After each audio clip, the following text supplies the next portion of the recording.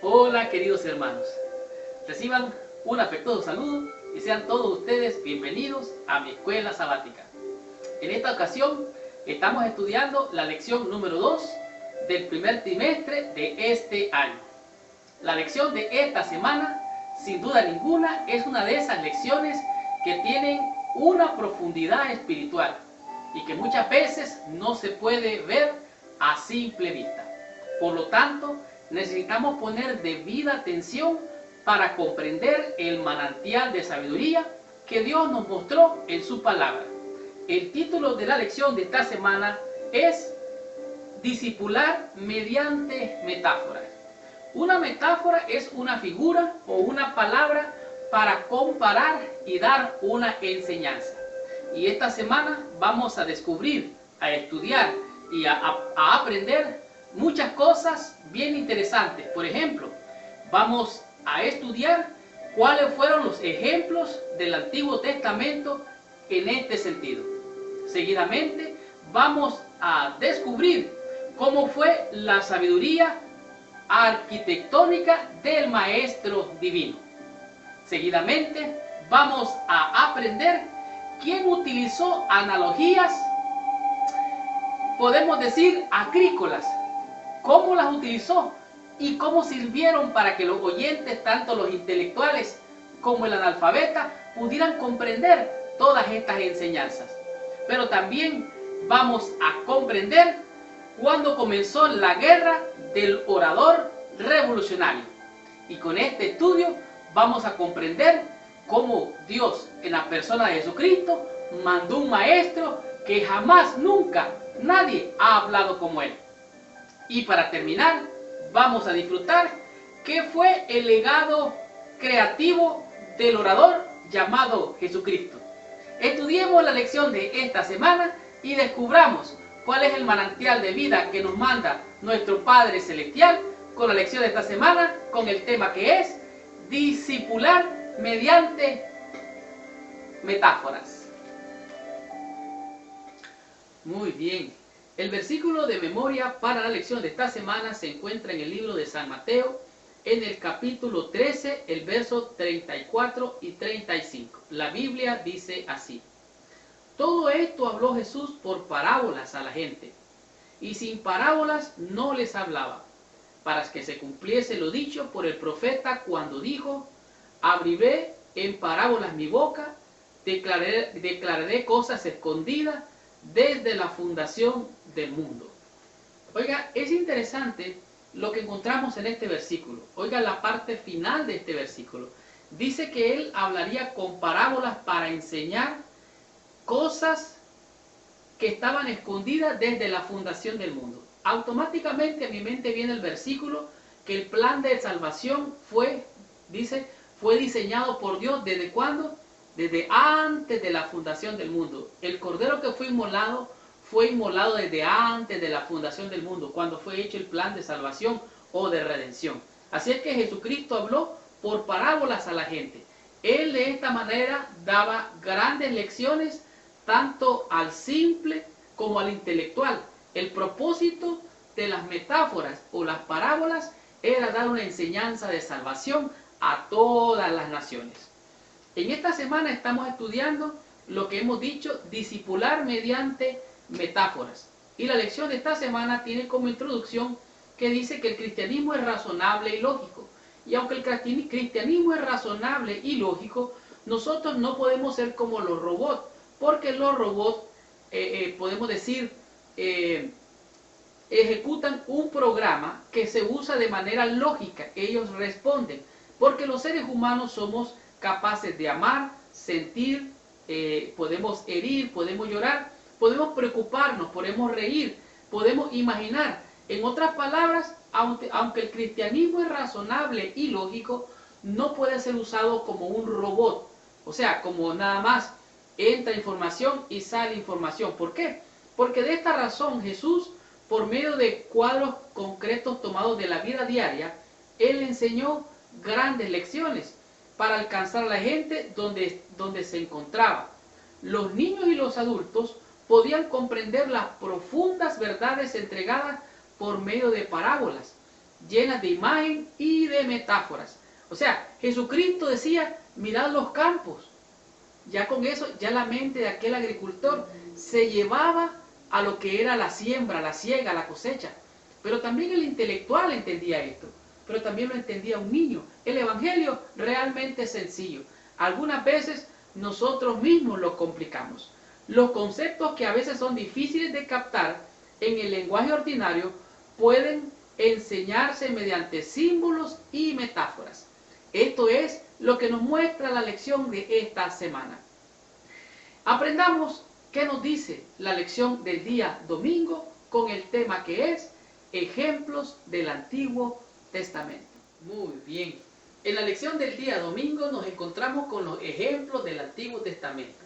Y de esta manera nos damos cuenta que el uso de las parábolas, de las metáforas o las figuras que utilizó Jesucristo realmente no era nada nuevo para el pueblo de Dios, sino que era algo que ya había, por así decirlo, puesto Dios como ejemplo para que ellos aprendieran. De tal manera que nos encontramos con la historia de David, Betsabé, y en el momento cuando Natán, el profeta, confronta a David, haciéndole con una historia un juicio. Y el mismo David hizo juicio sobre sí mismo con esta enseñanza. Él le contó sobre que había alguien que tenía muchas cabritas, muchos cabritos, y que alguien solo tenía una cabrita, y vino y él mandó a matar a la cabrita para comérsela.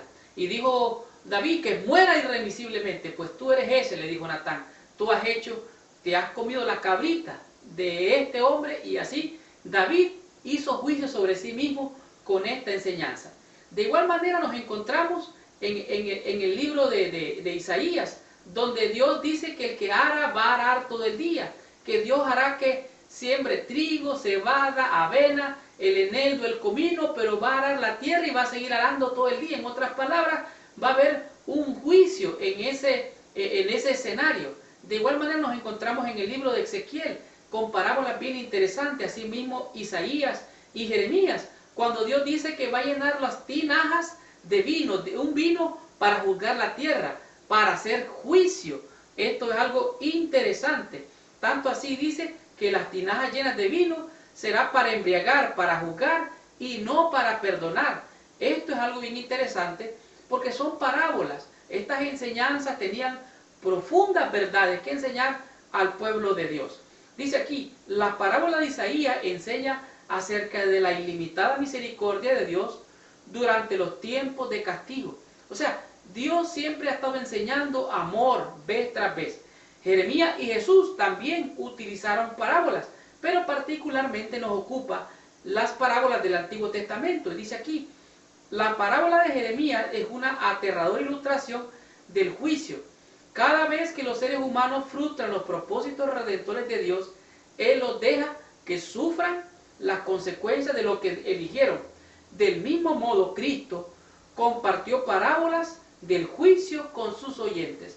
Y así podemos ver que en el Antiguo Testamento, igual que en el Nuevo Testamento, hubieron ejemplos de parábolas, de metáforas, de ilustraciones, de comparación con lo que había alrededor de ellos, tanto para enseñarle al pobre, al rico, al sabio, entre comillas, como al ignorante analfabeta.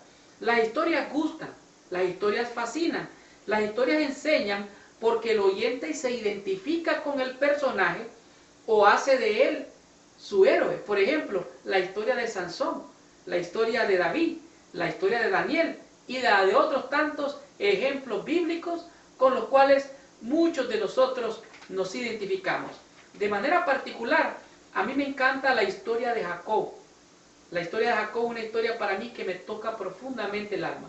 Pero me gustan muchas otras historias, como la de el profeta Samuel, otra linda historia. Y así, todos podemos identificarnos con esas grandes enseñanzas que tiene la Santa Escritura.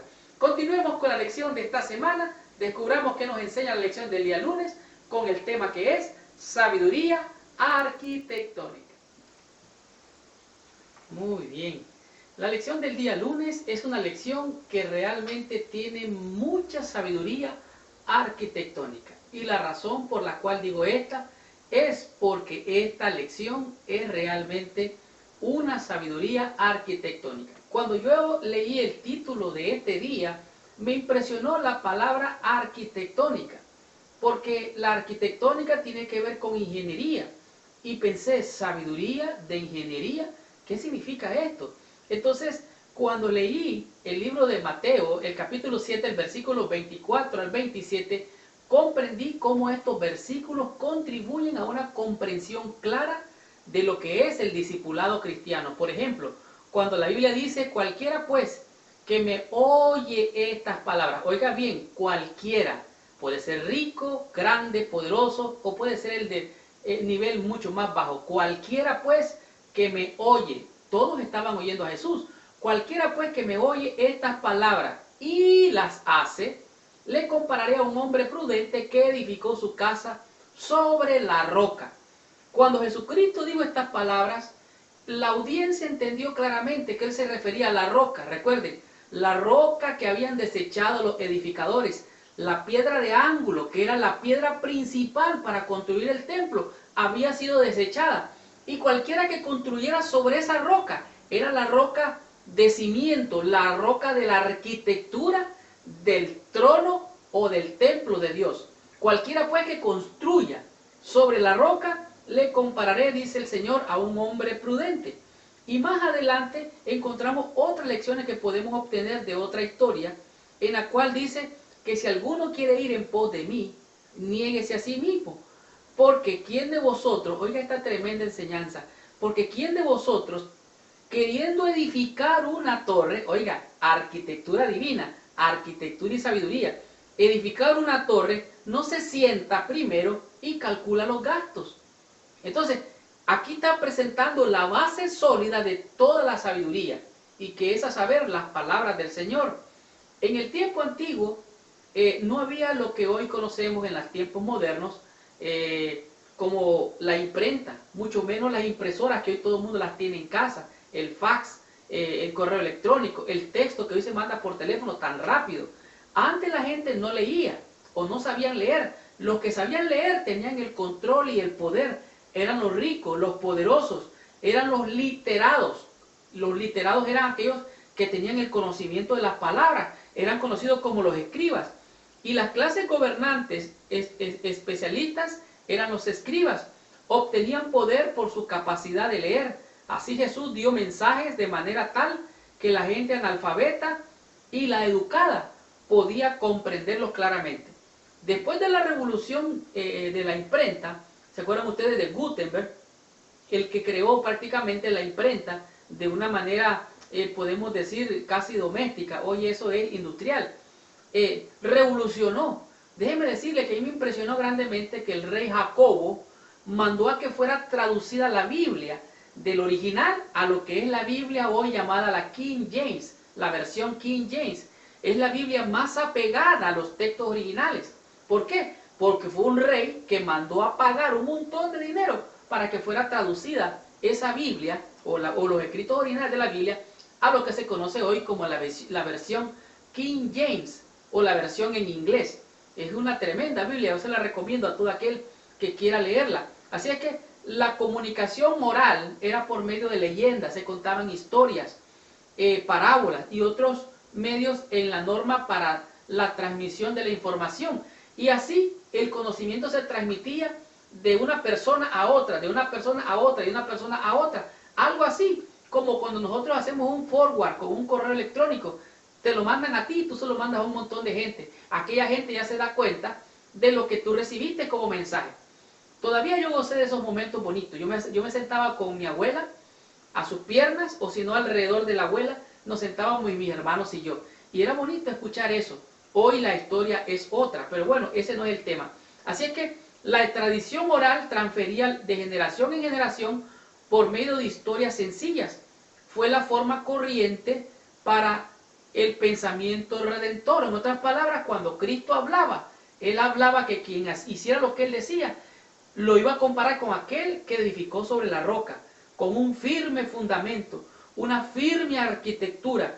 Jesús le mostró a sus discípulos que ellos podían obtener fama, podían ver los milagros de la alimentación de muchas personas, podrían hasta alcanzar el éxito, pero Jesús animó a sus oyentes a estudiar el cuadro completo, los sacrificios propios, sufrimientos, humillaciones y rechazos son costos considerables.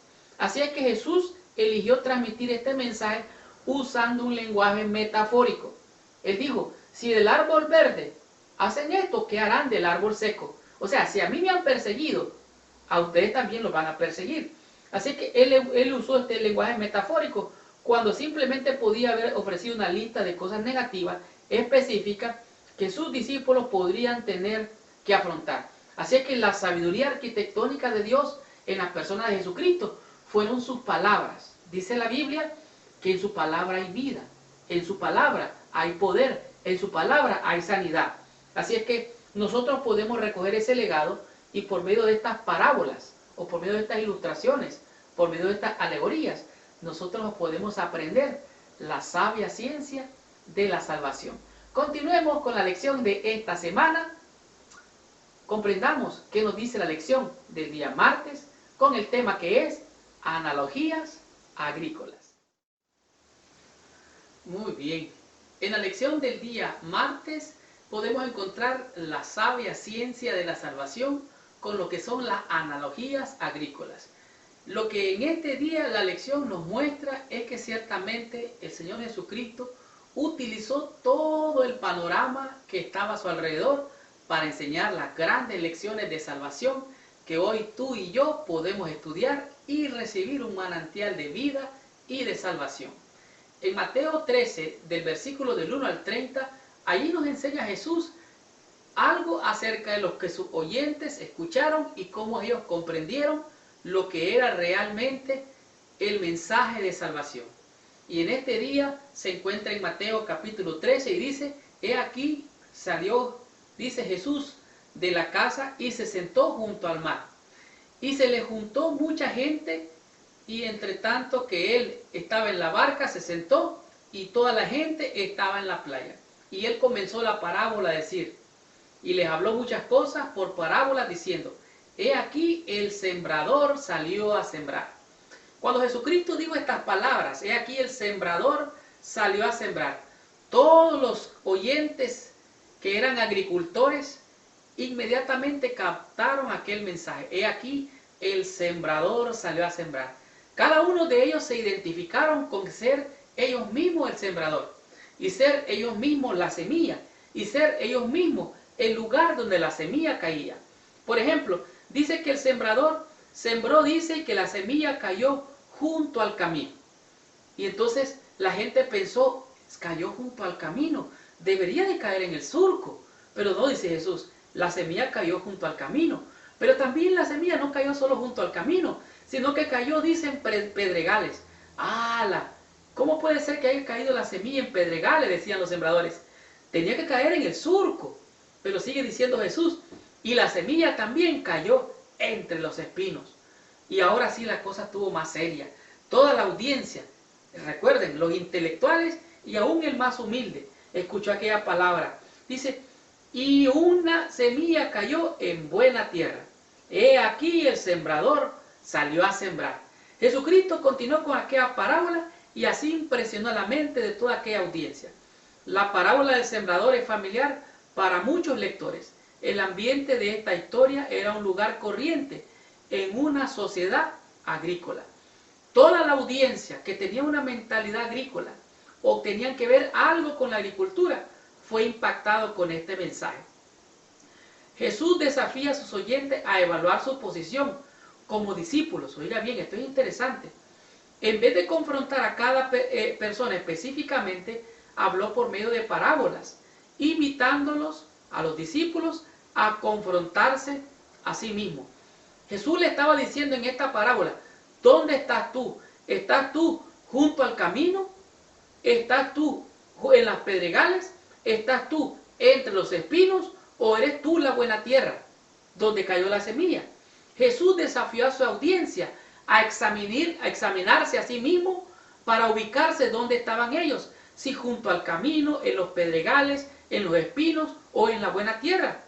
Pero me encanta grandemente cuando Jesús dice que la semilla que cayó en buena tierra, dice, dio fruto. Y los frutos se dieron, porque cayó en buena tierra. Pero mientras Jesús contaba esta parábola, surgió otro escenario. La parábola del trigo y la cizaña. El trigo y la cizaña es, ¿dónde estoy yo? ¿Soy trigo o soy cizaña? Otra manera de confrontarse. El discernimiento humano es incompleto. El conocimiento humano es parcial. Solamente Dios posee una comprensión sin faltas. Jesús también advierte que ocurrirán infiltraciones satánicas. Los discípulos no pueden entregar su juicio o discernimiento a otros creyentes profesos, porque estos pueden ser cizaña y no trigo. Ambos crecen juntos hasta el tiempo de la cosecha. Los sirvientes de la parábola dijeron, ¿quieres que vayamos, arranquemos la cizaña? El Señor le dice, no. Dejad la cizaña crecer junto con el trigo. Y al final dice, la cizaña va a ser arrancada primero. En el día del juicio, ahí se va a ver dónde estás tú, dónde estoy yo. Aquellos que vienen y les gusta estudiar conmigo la lección, allí van a estar entre el trigo o la cizaña. Aquellos que vienen aquí y ven esta lección y la escuchan conmigo, un día van a estar entre el trigo o la cizaña. Y esto es notorio. Sigo leyendo. A fin de que llegáramos a conocer el divino carácter y su vida, Cristo tomó nuestra naturaleza y vivió entre nosotros. La deidad se reveló en la humanidad. La gloria invisible en la visible tomó la forma humana. Los hombres podían comprender lo desconocido mediante lo conocido. Las cosas celestiales eran reveladas por medio de las cosas terrenales. Así es que la sabiduría divina que vino se hizo hombre y mostró en el paisaje de la agricultura dónde está cayendo la semilla del evangelio. Junto al camino, en pedregales, entre los espinos o en buena tierra, el cual da fruto, cual a 60, al 20 o por qué no, al 100%. En este día nos llama la atención a pensar si estamos entre los espinos o entre las piedras o junto al camino. 50% de los problemas de este mundo son por falta de dinero. Y el otro 50% es porque hay dinero. Hay muchas personas que llegan a tener grandes problemas porque tienen dinero. Y hay otros que abandonan la fe porque no tienen dinero. ¿Cuál es tu posición? ¿Dónde te encuentras tú? ¿Junto al camino? ¿En pedregales? ¿Entre los espinos? ¿O es la buena tierra donde cayó la semilla del evangelio? Las analogías agrícolas nos ha confrontado y nos ha mostrado dónde estás tú y dónde me encuentro yo. Aprendamos de la lección del día miércoles, descubramos qué nos enseña la lección en este día con el tema que es la guerra del revolucionario. El día miércoles es una lección sumamente poderosa porque en ella nos muestra que el mensaje de Cristo realmente fue revolucionario.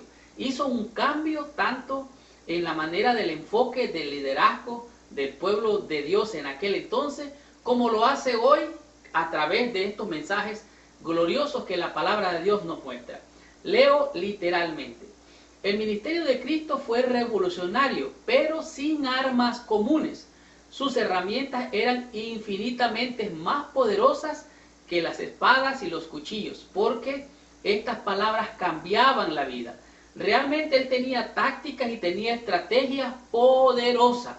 La Biblia dice que nuestras milicias, nuestras armas no son carnales, sino que son poderosas para derribar fortalezas, para echar por tierra todo argumento humano. Y realmente la palabra de Dios, hablando de la guerra revolucionaria que Jesucristo llevó a cabo en aquel entonces, es la misma guerra que hoy se lleva a cabo. Realmente el poder de la palabra no tiene nada con qué compararse. La palabra de Dios es poder. Escuche lo que dice la lección en este día. Sus parábolas contenían mensajes que denunciaban a los líderes, a los dirigentes religiosos. Vieron correctamente que su influencia sería en gran manera limitada donde quiera que el mensaje de Cristo penetrara en los corazones de la gente. La palabra de Dios, a la palabra de Cristo, penetraba y cortaba las coyunturas y los tuétanos de los líderes de aquel entonces, pero también traía esperanza, traía vida, traía fe a aquellos que estaban desprovistos de la palabra de Dios. Así es que, aunque acusaba la palabra de Dios a los dirigentes, también daba esperanza. Recuerden, la palabra que él hablaba eran en parábolas, y esta era para que los súbditos del reino de los cielos vieran la luz, pero para que aquellos que lo tomaban carnalmente quedaban en tinieblas. Por esto presenta que un hombre, dice, tenía 2 hijos y le dijo al primero, ve a trabajar a mi viña.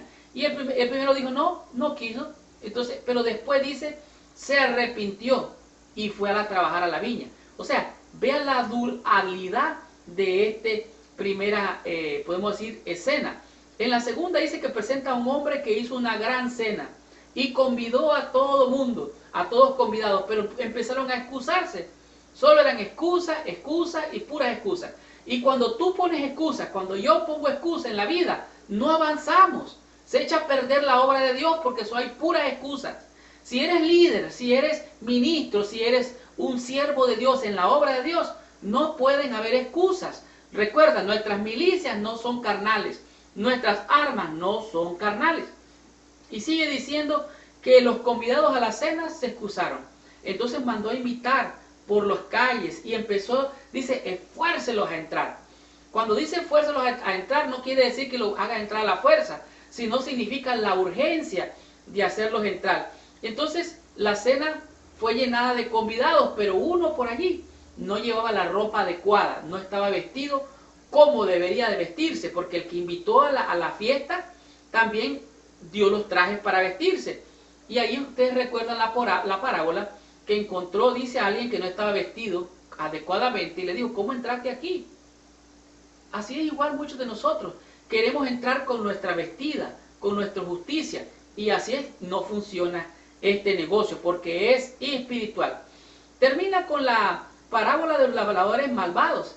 Dice que un señor tenía una viña, la arrendó, o sea, eso significa que la rentó para que los labradores sacaran producto de esa renta, pero dice, mandó un siervo para ver la viña, lo golpearon, mandó otro siervo, lo golpearon. Esto representa a los profetas que fueron enviados y fueron golpeados vez tras vez por los líderes religiosos de aquel entonces.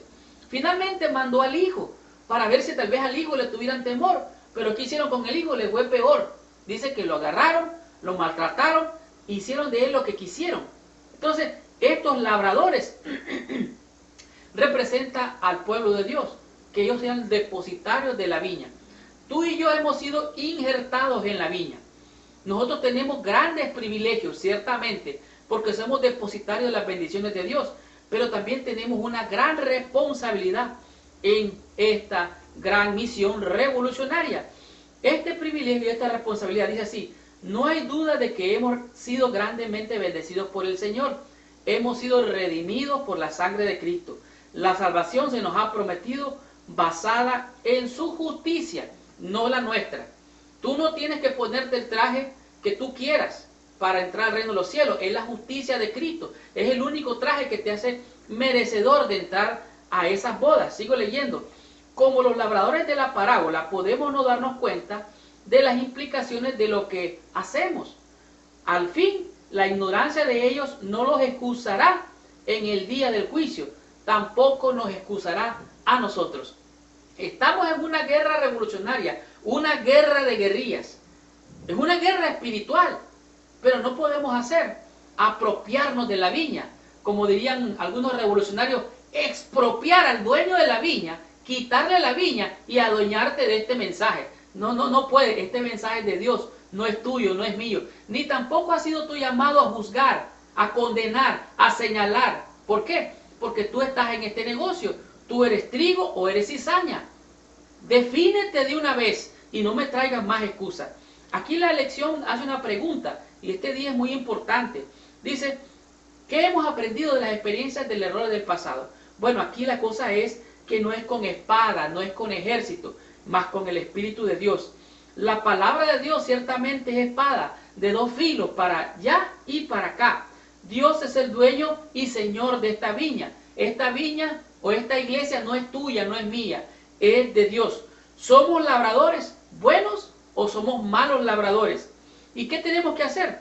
Aceptar la invitación del revolucionario Jesucristo a recibir su palabra y creerla por la fe. Que Él te ha prometido que eres salvo porque Él así lo ha prometido. Continuemos con la lección del día jueves. Descubramos y aprendamos qué nos enseña la lección en este día y veamos qué nos dice esta lección con el título que es El legado creativo de Cristo. Muy bien. En la lección del día jueves nos muestra claramente cuál es el legado creativo de Cristo para su iglesia y para lo que se conoció en aquel entonces como la iglesia primitiva. Realmente, después de completarse el registro del ministerio de Cristo, parece que la enseñanza con parábola desapareció de las Escrituras. Obviamente, después conocimos el Nuevo Testamento, porque después de Cristo surge el Nuevo Testamento. ¿Qué pasó? Vemos que la mayor parte del resto del Nuevo Testamento se centra en el apóstol Pablo. Realmente, el apóstol Pablo escribió prácticamente 14 libros, pero entre ellos también hubieron cartas y otros textos que él dejó como legado. Realmente Pablo utilizó la metáfora, el símil o el símil y la comparación y lo que nosotros conocemos como la analogía. Él hizo analogías sobre el matrimonio, sobre el cuerpo de Cristo. O sea, él ilustró el mensaje de Dios y de salvación con alegorías, con metáforas y con comparaciones o similitudes. Y esto podemos ver que Pablo usó numerosas metáforas, símiles y otros medios creativos para transmitir el mensaje. Media vez usted hace que en la mente de la audiencia se forme una imagen mental, usted ya ha transmitido el mensaje clara y completamente.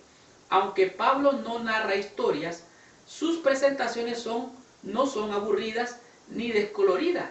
Existen diferencias de estilo entre los discursos públicos de Jesús y los de Pablo, pero ambos exhiben considerablemente creatividad expresivas. Existen los escritos de Santiago, el hermano de Jesús. Él también escribió alguna vez algo sobre un hombre que viene con un anillo de oro y que de alguna manera se presenta como alguien encumbrado.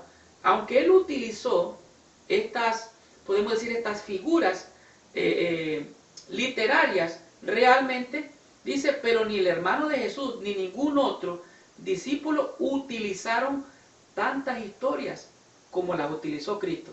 Sin embargo, los símiles y los símbolos están bien difundidos en toda la Escritura, especialmente en el Nuevo Testamento, cuando habla del rico que pasará como la flor del campo.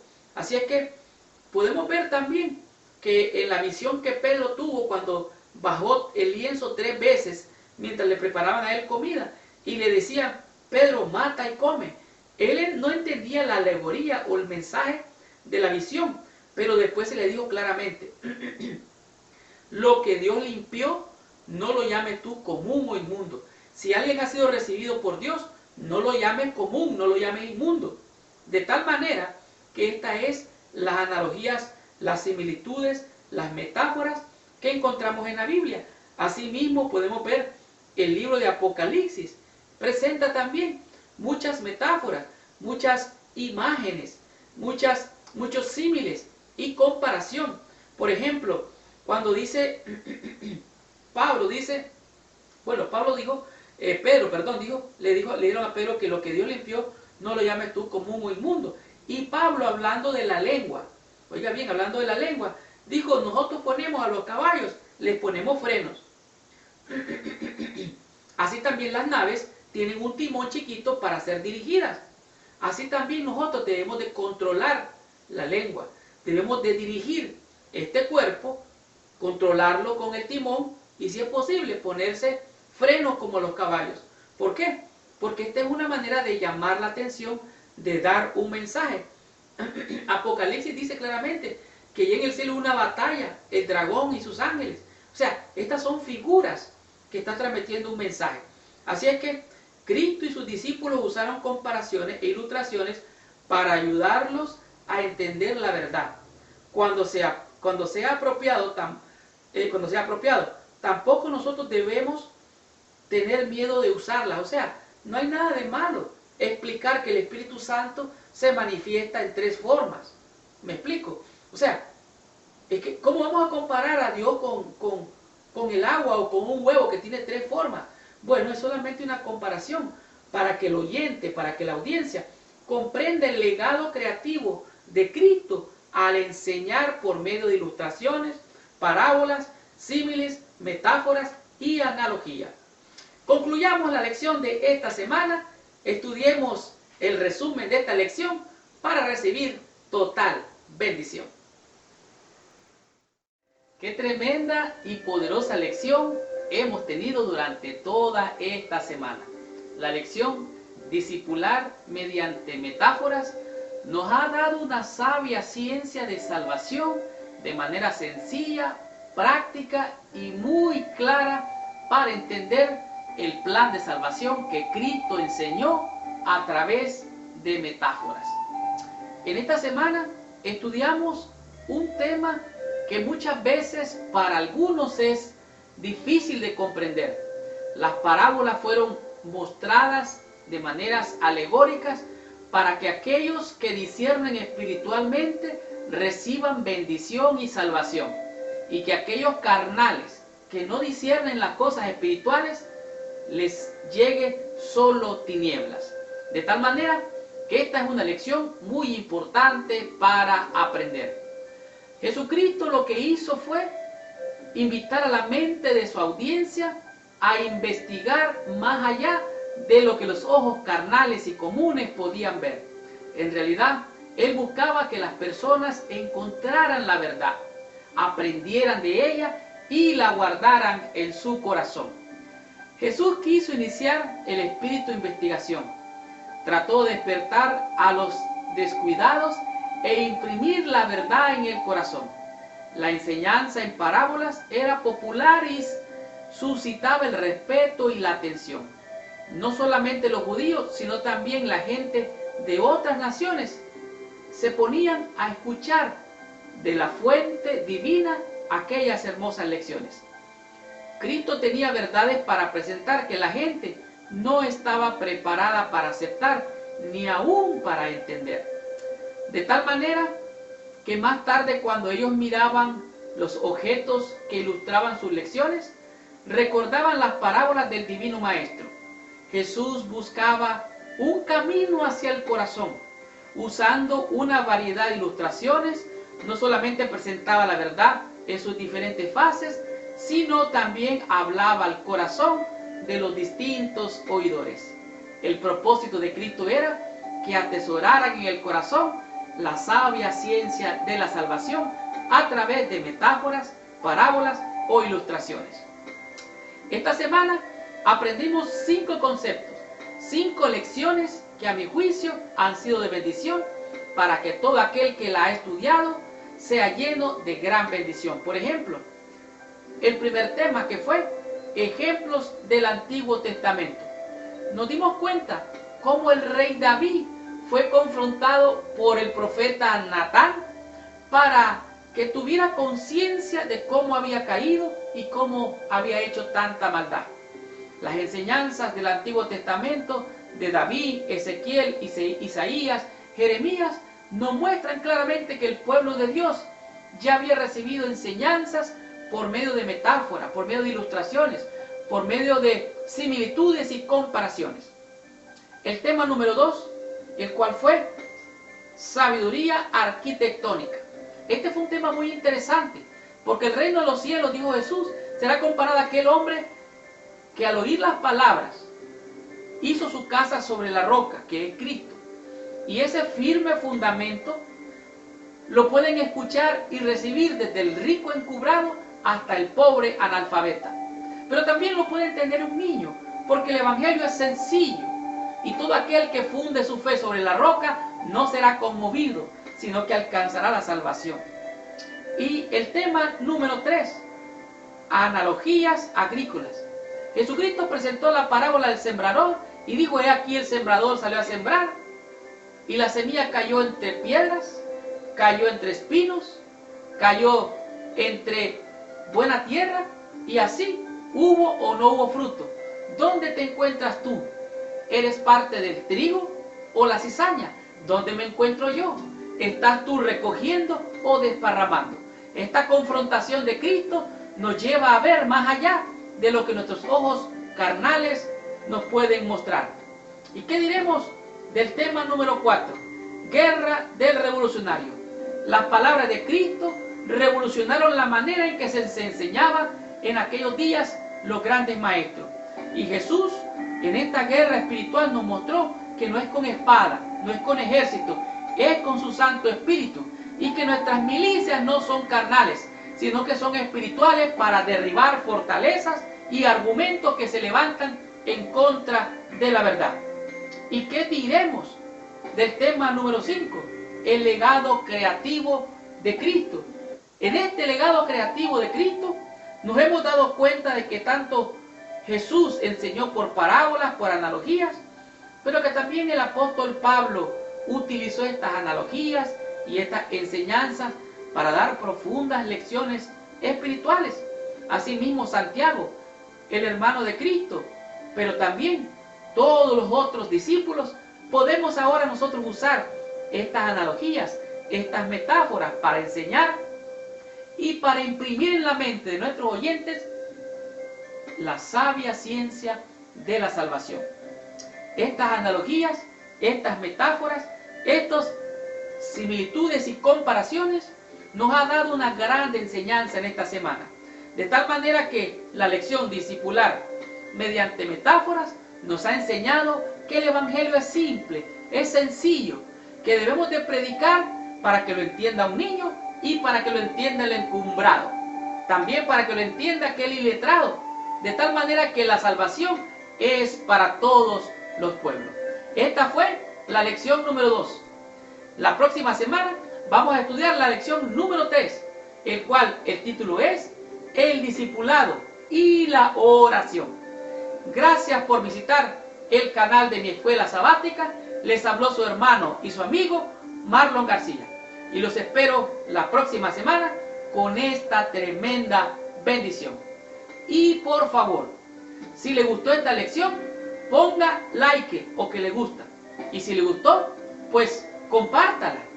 Y bendito sea el nombre del Señor, porque usted va a ser también un mensajero de esperanza y de salvación al recibir este mensaje.